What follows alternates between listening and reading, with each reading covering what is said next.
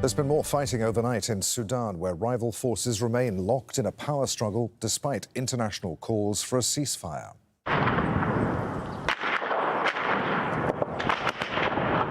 The UN says that more than 180 people have been killed in more than 3 days of fighting between the Sudanese army and the country's largest paramilitary force.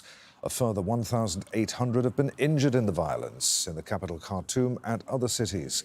The UN's envoy to Sudan says the warring parties are not open to peace talks. Hospitals, homes and power stations have been shelled. Al Jazeera's Hiba Morgan is in Khartoum. Khartoum Airport and the areas around it were battlegrounds on the third day of fighting between Sudan's army and the biggest and most powerful paramilitary force. Explosions, airstrikes and gunshots are heard across the capital as both sides claim they're making advances in strategic areas, but details on the ground are unclear. Footage released by the Sudanese military shows a number of Rapid Support Forces troops surrendering their weapons and equipment in Khartoum. The army says it's resumed control of state TV and will use it to update the public. It also says it's retaken Merowe Airport in the north. But that conflicts with claims by the RSF, which says its men still control the facility. This message is for all those who are saying that Merowe Airport is still under the control of the Sudanese army. Right now, we are inside Merowe Airport. As you can see, there is a plane behind us, and we are stationed here until the victory. The RSF also says an army-led battalion handed over its vehicles in the Eastern Nile, part of Khartoum state. Sudan has been brought to a standstill after attempts to open a humanitarian corridor failed. Fighting destroyed Khartoum's main water station, raising fears of widespread food and water shortages. Only one still water bottle left. This is the one and only one, and everything is empty now. The water bottle section looks so empty. All the water, all milk, everything is empty here on the refrigerator. Wow. See, everything is colors. Nothing left. Food stock is not available. And hospitals have become targets. Shelling on a lab in this clinic left several people injured and many to evacuate. Doctors say they're running out of medical supplies. Medics say the reported numbers of dead or injured do not reflect the reality on the ground. That's because fighting on the streets makes it hard to reach hospitals or count the dead. Civilians remain trapped in their homes, waiting for the fighting to end so they can feel safe again. A power struggle between Army Chief General Abdel Fattah al-Burhan and his deputy Mohammed Hamdan Dagalo, commander of the RSF, triggered the outbreak of fighting on Saturday, with neither side willing to back down. While airstrikes continue and the warring sides show no desire for talks, it's the people of Sudan that are paying the heaviest price. Hiba Morgan, Al Jazeera, Khartoum. Ahmed Abbas Abu Sham is the vice president of the Sudan Doctors Union. He says the situation in Khartoum is dire. During the last couple of days, the major teaching hospitals in Khartoum have been targeted and bombarded with heavy artillery, and they have been severely damaged to the extent that they are unoperational at the moment, and they are not fit for purpose anymore.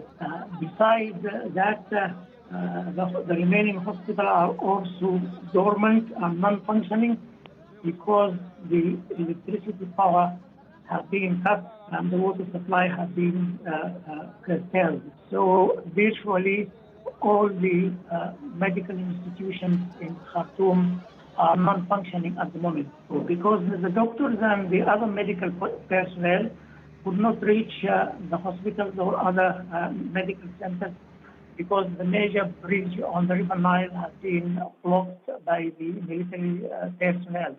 So the injured persons are either treated locally with primitive measures or first aid measures, and some of them are left to die. US Secretary of State Antony Blinken has spoken directly to the leaders of Sudan's rival forces, calling for an end to hostilities and urging them to ensure the safety of civilians and aid workers. Earlier, the UN Secretary-General Antonio Guterres condemned the violence, warning of a humanitarian catastrophe. Our diplomatic editor, James Bays, reports. The UN Security Council is calling for an urgent ceasefire, although behind the scenes there are certainly divisions about how to proceed. The Council was briefed by the UN's top official in Khartoum, Volker Perthes. After that closed meeting, a visibly tired Mr. Perthes spoke to reporters at UN headquarters by video link. The two sides who are fighting are not giving the impression that they want mediation for a peace between them right away. Rather, they are calling on the other side the other side to give up or to surrender, or the other side to be disbanded. So that doesn't sound very much like preparedness to give in to or allow mediation efforts to succeed on short notice. Mr. Perthes says it's too dangerous for him to travel around Khartoum, but he's in touch by phone with the two rival generals, who he believes are both still in the city. I will be just saying it in public. In New York, the UN Secretary General has also had talks with each of the two men, as well as with regional leaders. The situation has already led to horrendous loss of life, including many civilians. Any further escalation could be devastating for the country and the region. I urge all those with influence over the situation to use it in the cause of peace, to support efforts to end the violence, restore order, and return to the path of transition. The humanitarian situation in Sudan was already precarious and is now catastrophic.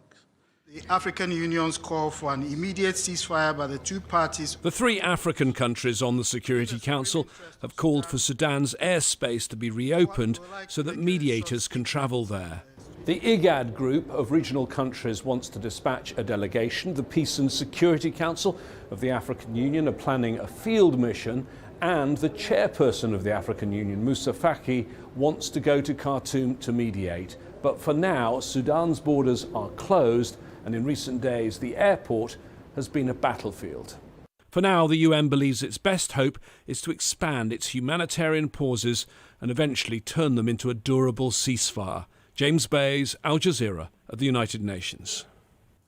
Egypt and South Sudan say they've been in regular contact with the warring sides and are prepared to help with peace efforts.